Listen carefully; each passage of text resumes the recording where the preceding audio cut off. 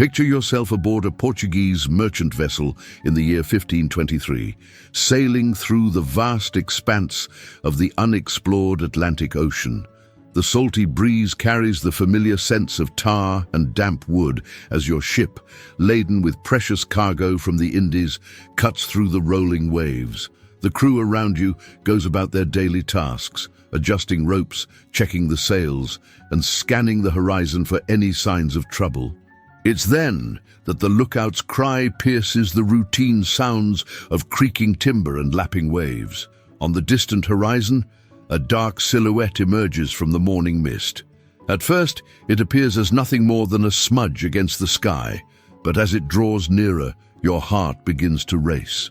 The approaching vessel bears the unmistakable profile of a war-ready ship, its black sails billowing ominously in the wind. The sinister flag hoisted high on its main mast leaves little doubt about its intentions: pirates. The sight sends a chill through the entire crew.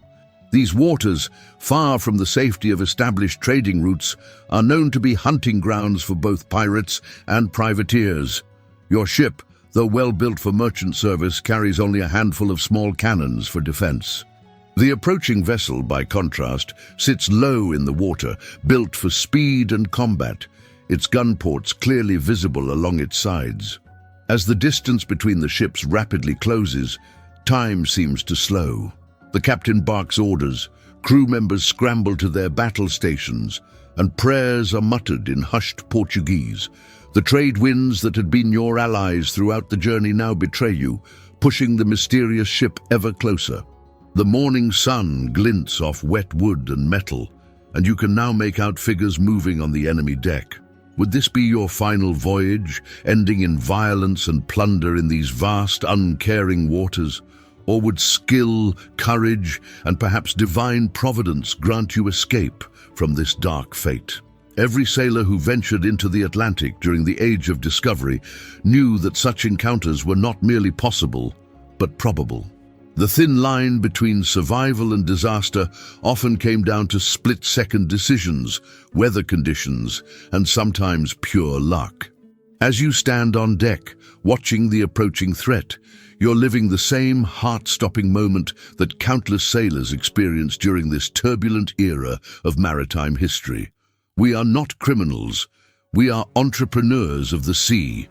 These bold words, attributed to Sir Francis Drake, perfectly capture the complex reality of maritime power in the 16th century.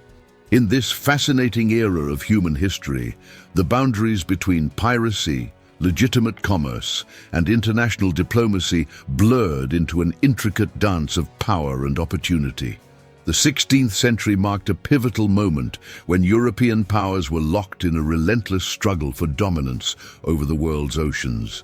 Spain and Portugal had divided the New World between themselves through the Treaty of Tordesillas, but England, France, and the Netherlands refused to accept this duopoly.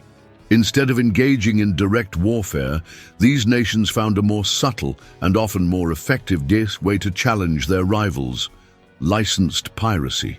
These state-sponsored raiders, known as privateers, operated with letters of marque, royal documents that transformed what would otherwise be acts of piracy into legitimate warfare. Elizabeth I of England, in particular, mastered this strategy, using privateers like Francis Drake as instruments of her foreign policy. These sea dogs, as they came to be known, weren't merely pirates. They were naval entrepreneurs operating within a sophisticated system of international power politics. The financial arrangements were remarkably modern in their complexity.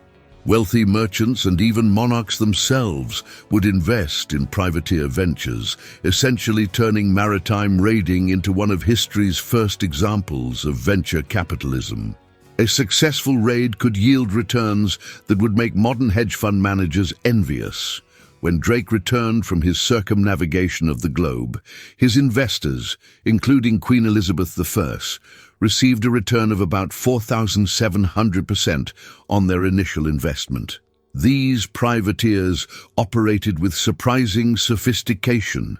They maintained complex intelligence networks, developed innovative naval tactics, and often engaged in diplomatic missions alongside their raiding activities. Drake himself would alternate between brutal raids on Spanish settlements and formal diplomatic engagements, sometimes within the same voyage. This duality perfectly exemplified the era's fluid nature of power and legitimacy. The Spanish, of course, saw things differently. To them, Drake was El Drake, the dragon, a feared pirate who terrorized their colonies and merchant ships. Yet even as they placed a massive bounty on his head, they couldn't help but admire his seamanship and audacity. This complexity of perspective perfectly encapsulates the era's fascinating moral and political ambiguity. Have you ever wondered what separated a legitimate privateer from a common pirate? What made these sea entrepreneurs so crucial to the development of modern naval warfare and international trade? Join us on Modern Age Chronicles as we dive deep into this fascinating world where piracy and politics intertwined. Don't forget to like this video and subscribe to our channel for more intriguing stories from history that challenge everything you thought you knew about the past. Set sail with us through history. Your next adventure awaits. Born into humble beginnings in 1540 in Tavistock, Devon, Francis Drake rose to become one of history's most fascinating maritime figures. His journey from the son of a farmer to Queen Elizabeth I's most trusted seafarer reads like an adventure novel, yet every extraordinary detail is rooted in historical fact. Drake's early maritime education came from his relative John Hawkins, where he learned not just navigation and seamanship, but the intricate art of raiding Spanish settlements. What truly set Drake apart was his uncanny ability to balance brutality with charm and piracy with patriotism. To the English, he was Sir Francis, the decorated hero who brought unprecedented wealth to the crown's coffers and became the first Englishman to circumnavigate the globe after Magellan. His 1577-1580 voyage aboard the Golden Hind wasn't just a feat of navigation, it was a masterclass in combining exploration, diplomacy, and strategic raiding. The Spanish crown's fury at his actions was matched only by Queen Elizabeth's delight. She personally knighted him aboard his ship in 1581. To the Spanish, however, he was El Drake, the dragon, a merciless pirate who terrorized their colonies and shipping lanes. They placed a bounty of 20,000 ducats on his head, equivalent to millions in today's currency. Drake's raids were indeed brutal affairs. He showed little mercy to Spanish crews and settlements, yet maintained a remarkable reputation for treating his own men fairly, a rarity in that harsh era. While Drake operated under royal authority, Bartholomew Roberts, better known as Black Bart, chose a different path to maritime infamy. Born in Wales, Roberts reluctantly entered piracy when his merchant vessel was captured by pirates in 1719. What's remarkable is how quickly this reluctant pirate became the most successful one of the golden age of piracy. Roberts redefined piracy with his sophisticated approach. Known for his sobriety and strict discipline, he established one of the first comprehensive pirate codes. His rules were revolutionary for their time: fixed shares of plunder, compensation for battle injuries, no gambling or fighting on board, and mandatory rest hours for his crew. This wasn't just a criminal enterprise, it was a surprisingly well-organized maritime operation. His success was staggering. Over 400 ships fell to his fleet during his career. Roberts operated with almost military precision, using superior tactics and intelligence gathering to outmaneuver both merchant vessels and naval pursuers. He was known for his extravagant appearance, dressed in damask waistcoat and breeches, with a diamond cross hanging from a golden chain around his neck. He cut an imposing figure on his ship's deck. Unlike many pirates who met inglorious ends, Roberts died as he lived, in combat. In 1722, his ship Royal Fortune engaged in a fierce battle with HMS Swallow off the coast of Africa. Roberts, standing proud on his deck in his finest clothes, was killed by a grape-shot blast to the throat. His crew, following his standing orders, threw his body overboard to prevent its capture. Even in death, he maintained the dramatic flair that had characterized his remarkable career. The contrast between these two maritime legends, Drake, the state-sponsored privateer who died of disease while serving his queen, and Roberts, the principled pirate who fell in battle, perfectly illustrates the complex nature of maritime power in the age of sail. Their stories continue to captivate us centuries later, reminding us that the line between hero and villain often depends entirely on which flag you sail under. Life at sea during the age of sail was an assault on all senses, a world entirely different from anything experienced on land. Let's step aboard a 16th century vessel and experience the raw reality of maritime life. The first thing that would strike any visitor to these wooden worlds was the overwhelming symphony of smells. The pungent odor of tar, used to seal every wooden surface against the relentless sea, permeated everything. This mixed with the omnipresent scent of damp wood, creating a thick, heavy atmosphere that clung to clothes and skin alike. Below decks, these smells intensified, joining with the musty odor of stagnant bilge water and the acrid stench of hundreds of unwashed bodies cramped together in tight quarters. The soundscape of a sailing ship was equally distinctive. The constant rhythm of waves slapping against the wooden hull created a ceaseless background drone, punctuated by the creaking of timber and the groaning of rope under tension. The wind whistled through the rigging, creating an eerie melody that sailors came to know as intimately as their own heartbeats. During storms, these sounds would crescendo into a terrifying cacophony of crashing waves, howling winds, and the thunderous boom of sails struggling against the elements. Food aboard these vessels was a study in preservation rather than nutrition. The daily diet centered around ship's biscuit, rock-hard crackers that often harbored more weevils than nutrients. Salted beef and pork, stored in barrels, became so hard that sailors would sometimes carve trinkets from the meat rather than eat it. This unvarying diet was occasionally supplemented with dried peas, beans, and, when lucky, caught fish. The water stored in wooden casks would quickly become foul, making beer and wine not just luxuries but necessities, as they stayed potable longer than water. The social structure aboard ship was as rigid as the mainmast itself. A strict hierarchy governed every aspect of life, from sleeping arrangements to food distribution. The captain's word was law, backed by the authority to mete out harsh punishments for even minor infractions. Below him, a complex chain of command extended through officers, petty officers, and skilled craftsmen down to the common sailors.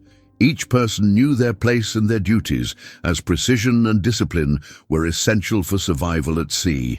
Living conditions were incredibly challenging by modern standards. Privacy was non-existent. Sailors slept in shifts in cramped hammocks strung mere inches apart.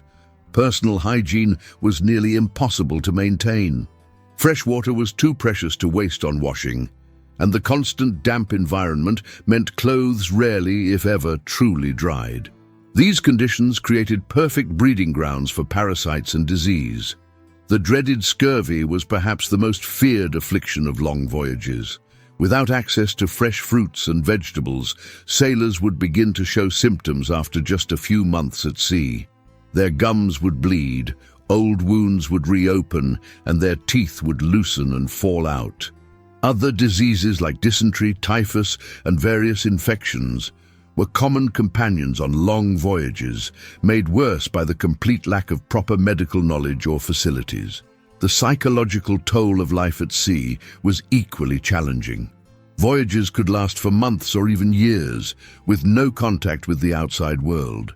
The monotony was broken only by the daily routine of ship maintenance, the terror of storms, or the excitement of encountering other vessels, which could mean either trade or combat. Sailors developed their own culture, rich with superstitions, stories, and traditions, as a way to cope with the isolation and danger of their chosen life. Yet despite these hardships, the sea called to generations of men who found in its dangers and challenges a kind of freedom impossible to find on land.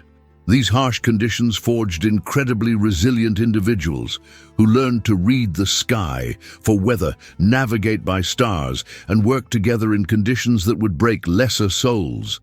Their experiences shaped not just maritime history, but the very course of human civilization, as they connected continents and cultures across the vast expanse of the world's oceans. The emergence of privateers represents one of history's most fascinating intersections of legal warfare and maritime enterprise. At its core, privateering was state-sanctioned piracy, legitimized through letters of marque and reprisal, official documents that transformed private vessels into auxiliary naval forces. These letters were essentially licenses to plunder, but with crucial diplomatic and legal distinctions that separated their bearers from common pirates. The letter of marque was a sophisticated legal instrument. It specified which nation's ships could be attacked, what type of goods could be seized, and how the prizes should be divided. The document provided privateers with legal protection if captured, ensuring they would be treated as prisoners of war rather than face execution as pirates. This legal framework created a unique class of maritime entrepreneurs who operated in the grey area between legitimate warfare and outright piracy.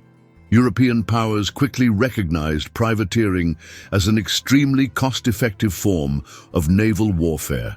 Instead of maintaining expensive standing navies, nations could essentially outsource maritime warfare to private enterprises. England, France, and the Netherlands became particularly adept at using privateers to challenge Spanish and Portuguese dominance of the seas. These privateers required no salary from the state. Their payment came from the prizes they captured, with the sponsoring government taking a percentage of the spoils. The economic warfare aspect of privateering was remarkably sophisticated.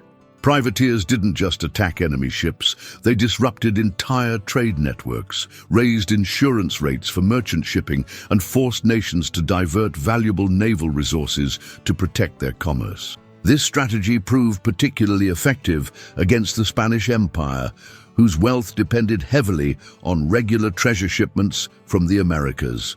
The geography of privateering and piracy centered on specific strategic regions, with the Caribbean Sea emerging as the most crucial theater of operations. This was no accident. The Caribbean sat at the intersection of vital trade routes connecting Europe, Africa, and the Americas.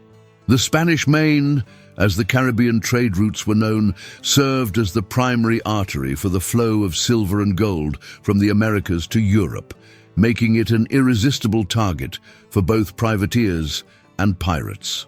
The Caribbean's complex geography, with its thousands of islands, hidden coves, and treacherous reefs, proved perfect for maritime raiding operations. Strategic locations like Port Royal in Jamaica became privateering hubs, where letters of marque could be obtained and prizes sold. The infamous island of Tortuga, off the coast of Hispaniola, evolved into a notorious pirate haven, offering safe harbor, supplies, and a market for stolen goods. These bases were strategically positioned along the primary trade routes.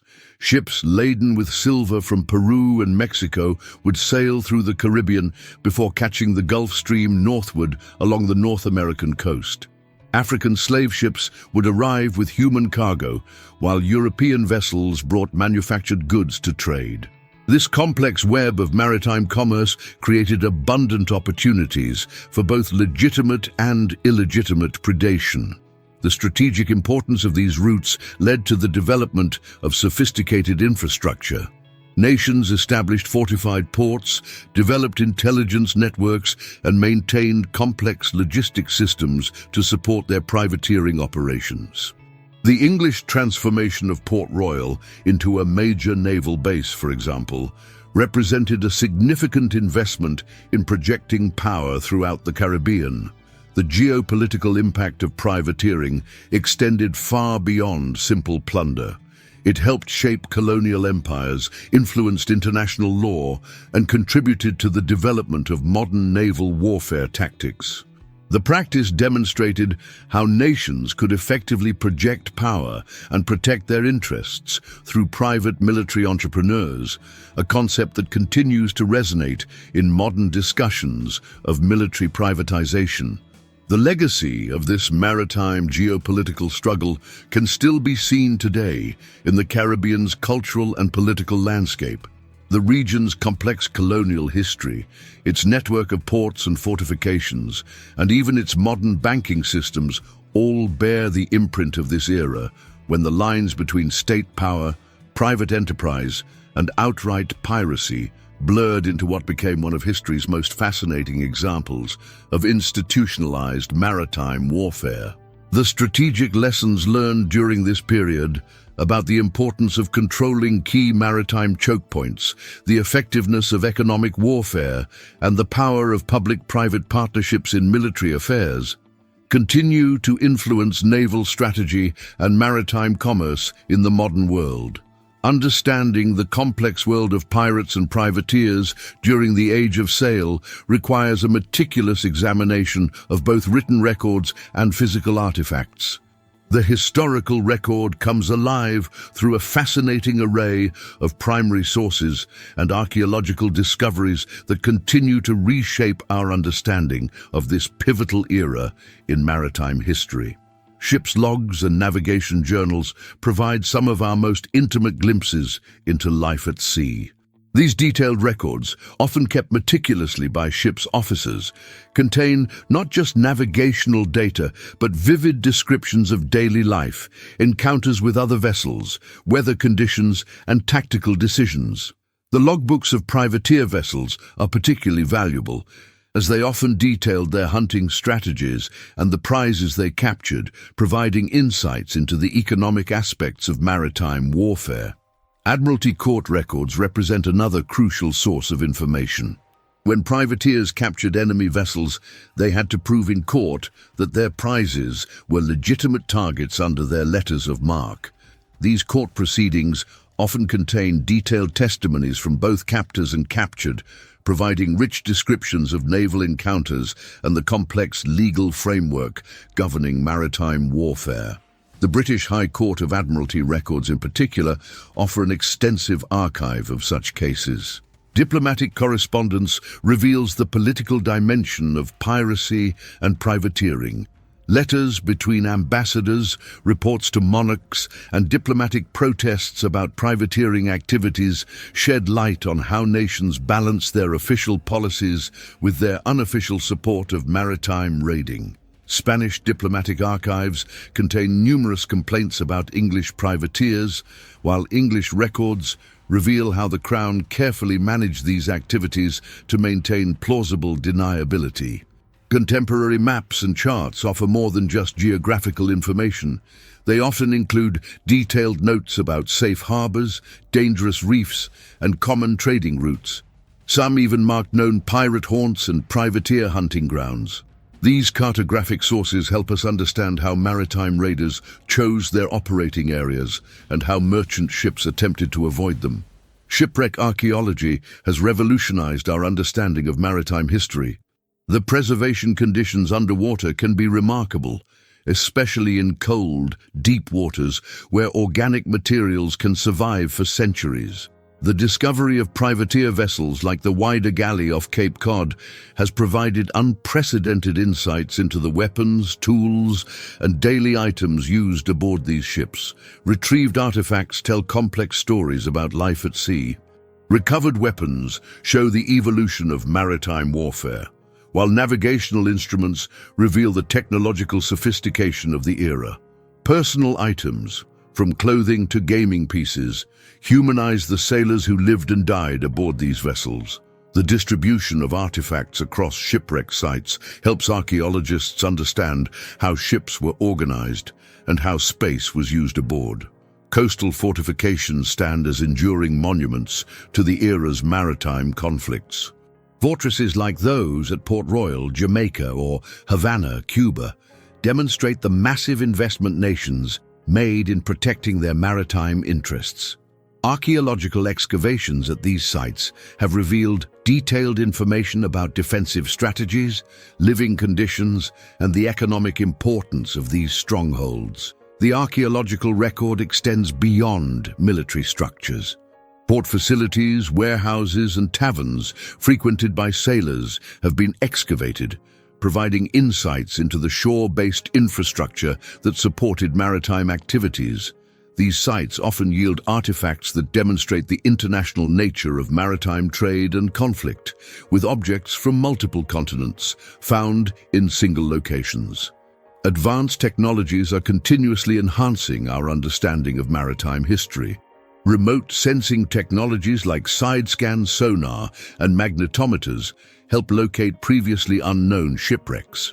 DNA analysis of recovered human remains provides information about the origins and living conditions of sailors. Even wood samples from shipwrecks can be analyzed to determine their origin, helping trace historical timber trade routes. Conservation efforts play a crucial role in preserving these historical treasures. Marine archaeologists have developed sophisticated techniques for stabilizing and preserving artifacts recovered from underwater sites. These preserved items, displayed in museums worldwide, help tell the story of maritime history to new generations. The combination of documentary and archaeological evidence continues to revise our understanding of maritime history. Each new discovery, whether in archives or on the seabed, adds another piece to the complex puzzle of how pirates and privateers shaped the early modern world.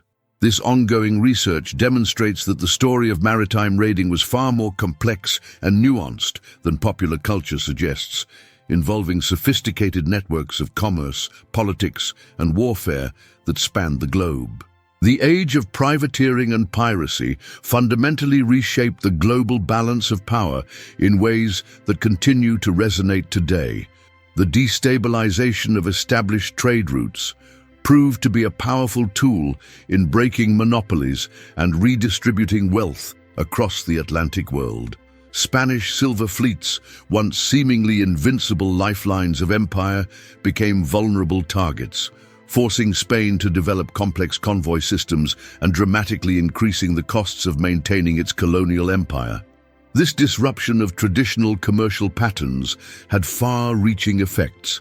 The Spanish Empire, despite its vast territorial holdings, found itself increasingly unable to protect its maritime commerce effectively. The constant threat of privateers and pirates forced them to concentrate their shipping into heavily guarded convoys, creating predictable patterns that paradoxically made them easier targets for well-organized raiders. This vulnerability contributed significantly to Spain's gradual decline as a global power. The weakening of established colonial powers created opportunities for new players to emerge. Smaller nations and colonial settlements, particularly in the Caribbean, developed thriving economies based partly on privateering and the trade in captured goods. Port Royal, Jamaica, transformed from a small settlement into one of the wealthiest cities in the New World, largely through its role as a privateering base. Similarly, the Dutch Republic rose to commercial prominence partly through its effective use of privateers against Spanish shipping. Local economies in the Caribbean and along the American coast developed complex networks of trade, both legal and illegal, that operated independently of European control. These networks laid the groundwork for future economic independence movements and helped create distinct regional identities that would later influence colonial independence movements. The cultural impact of this era has proven remarkably enduring. The pirate has become one of Western culture's most persistent and adaptable mythological figures. From the romantic swashbucklers of early literature to modern cinematic interpretations, pirates continue to capture the public imagination. This myth-making began even during the golden age of piracy, with publications like A General History of the Pirates shaping public perceptions that persist to this day. The reality of pirate and privateer culture was itself transformative. These ships often operated as crucibles of cultural exchange, albeit forced ones. Crews were remarkably cosmopolitan for their time, bringing together Europeans, Africans, and Native Americans in complex social arrangements that challenged period norms. Pirates often developed their own codes of conduct that, while hardly democratic by modern standards, were notably more egalitarian than contemporary society. Maritime technology underwent significant development during this period, driven by the constant arms race between raiders and merchants. Innovations in ship design, particularly in the development of faster and more maneuverable vessels, influenced naval architecture for generations. The need for better navigation and weapon systems spurred advances in mathematics, astronomy, and metallurgy. The period's influence on language and popular culture cannot be overstated. Numerous words and phrases in modern English derive from maritime slang of this era. The concept of workplace insurance evolved partly from maritime insurance developed to protect against piracy. Even modern corporate governance shows traces of influence from ships' articles, the contracts that governed rights and responsibilities aboard privateering vessels. Naval warfare was permanently altered by the privateering experience. The tactics developed by privateers, hit-and-run attacks, commerce raiding, and psychological warfare became standard elements of naval strategy. The concept of commerce raiding in particular has influenced maritime strategy into the modern era, from submarine warfare to modern anti-shipping operations. The legacy of this period extends into international law and diplomacy. The legal frameworks developed to govern privateering influenced the development of international maritime law. Concepts like neutral rights, prize courts, and rules of maritime engagement all show the influence of this era.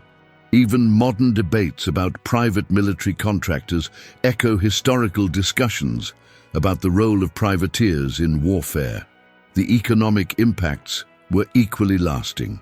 Insurance markets, particularly Lloyd's of London, developed in response to maritime raiding. International banking networks expanded to handle the complex financial arrangements involved in privateering ventures. These institutions helped lay the groundwork for modern global finance. Perhaps most significantly, this period demonstrated the incredible power of non-state actors to influence international affairs. The success of privateers and pirates in challenging state power foreshadowed modern concerns about non-state actors in international security. Their ability to exploit gaps in state control and operate in the spaces between formal authority remains relevant to current discussions of global security and commerce. The age of pirates and privateers emerged during a unique moment in human history when several transformative forces converged to reshape global civilization. Understanding these paradigms is crucial to comprehending why maritime raiding became such a powerful force in shaping the modern world. Mercantilism dominated economic thinking during this period, fundamentally shaping how nations approached maritime trade and warfare. This economic philosophy held that global wealth was finite, and a nation's power was directly tied to its accumulation of precious metals and control of trade. This created a zero-sum game where one nation's gain was necessarily another's loss.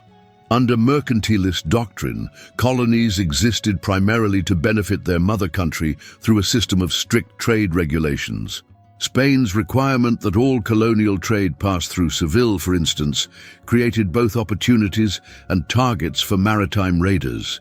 This rigid system made trade routes predictable and vulnerable, while simultaneously making raiding more profitable by concentrating valuable cargoes. The mercantilist mindset also helped justify privateering as an extension of national economic warfare. By attacking enemy commerce, privateers weren't just enriching themselves, they were serving their nation by weakening rival economies. This alignment of private profit with national interest proved remarkably effective at mobilizing private capital for maritime warfare. The period witnessed unprecedented European colonial expansion, driven by technological advantages in shipbuilding and navigation. This expansion created a vast network of trading posts, colonies, and maritime routes that fundamentally changed global commerce. The Spanish Empire stretched from the Philippines to Peru, while Portuguese outposts dotted the coasts of Africa, India, and Brazil. This colonial expansion created enormous wealth, but also massive vulnerabilities. Long supply lines needed protection, colonial outposts required defense, and valuable cargoes had to be transported across vast oceanic distances. These challenges created perfect conditions for both privateering and piracy to flourish. The competition for colonial possessions intensified the use of privateers as instruments of national policy. Unable to challenge Spanish and Portuguese power directly, nations like England and the Netherlands used privateers to wage asymmetric warfare against their rivals' colonial enterprises. This strategy proved remarkably effective at undermining colonial monopolies while maintaining plausible deniability. The period witnessed a remarkable scientific revolution in maritime technology and navigation. The development of new instruments like the backstaff and improved astrolabe made celestial navigation more accurate. Mathematical advances improved the calculation of longitude, though this remained a significant challenge until the late 18th century. Shipbuilding underwent its own revolution. New designs emerged that combined improved sailing capabilities with enhanced firepower. The development of specialized ships for different roles, from fast raiders to heavily armed warships, reflected growing sophistication in naval warfare. Innovation in sail plans and hull designs led to vessels that could operate more effectively in various wind conditions and sea states. Cartography developed from an art into a science during this period. The creation of more accurate charts and maps was crucial for both commerce and raiding. Portuguese and Spanish cartographers initially held significant advantages, but their secrets gradually spread throughout Europe. The development of Mercator's projection in 1569 revolutionized maritime navigation by allowing straight-line courses to be plotted on flat maps. Navigation systems became increasingly sophisticated. Dead reckoning was supplemented by celestial navigation, while improved instruments and mathematical tables made position finding more accurate. This scientific progress had practical implications for maritime raiding. Better navigation meant raiders could operate farther from shore and more precisely intercept target vessels. These advances didn't exist in isolation, but formed an integrated system of maritime technology. Better maps allowed for more precise navigation, which enabled more efficient ship routing. Improved ship designs took advantage of better understanding of wind patterns and ocean currents. This technological ecosystem gave European mariners significant advantages in global maritime operations. The period also saw the development of sophisticated support infrastructure. Purpose-built ports, repair facilities, and naval bases appeared across the globe. This infrastructure supported both legitimate commerce and maritime raiding, creating networks of supply and information that spanned oceans. Despite these technological advances, maritime success still depended heavily on human skill and experience. Navigation remained as much art as science, requiring years of experience to master. The ability to read weather patterns, predict wind changes, and understand sea conditions couldn't be reduced to mathematical formulas. This technological context created a unique environment where individual skill and technological mastery combined to determine success or failure at sea. The most successful privateers and pirates were those who could effectively leverage both the latest innovations and traditional maritime knowledge. The combination of these paradigms, mercantilist economics, colonial expansion, scientific advancement, and improved navigation, created the conditions for maritime raiding to become a powerful force in shaping the early modern world. Understanding this context helps explain why privateering and piracy became such effective tools of state power and why their impact on global history was so profound. Let's dive into some fascinating aspects of pirate life that might surprise you. Many pirate ships operated under what we would today recognize as democratic systems. The crew would vote on major decisions, including the choice of targets and distribution of plunder. They even had early forms of healthcare and injury compensation systems. For instance, on Bartholomew Roberts' ship, specific amounts of gold were set aside for different types of injuries sustained during battle. The role of privateers in geopolitics was far more complex than commonly believed. These sailors often acted as unofficial intelligence agents for European crowns. Francis Drake, for example, would gather vital information about Spanish naval movements and fortifications during his raids, which he would then relay back to Queen Elizabeth II. This intelligence network played a crucial role in England's victory over the Spanish Armada in 1588. The political allegiances of pirates were remarkably fluid. Some captains maintained simultaneous negotiations with multiple European powers, playing them against each other for personal gain. Henry Morgan, despite being primarily associated with England, would occasionally sell information to the French and Dutch when it suited his interests. This complex web of loyalties and betrayals shaped the political landscape of the Caribbean and Atlantic trade routes. Pirates also developed sophisticated codes of conduct that influenced modern maritime law. Their articles of agreement often included provisions for fair trial, compensation for injuries, and equal voting rights, concepts that were revolutionary for their time. These codes would later influence the development of maritime insurance and labor rights. The technological innovations driven by piracy and privateering were significant. To outmaneuver merchant vessels and naval ships, pirates developed faster, more maneuverable ships. Their modifications to traditional ship designs influenced naval architecture for generations to come. They also pioneered new tactical formations and combat techniques that would later be adopted by official navies. Dear viewers, the world of pirates and privateers extends far beyond the romanticized myths we've all grown up with. These seafarers were complex figures who shaped international politics, maritime law, and naval technology in ways that continue to influence our world today.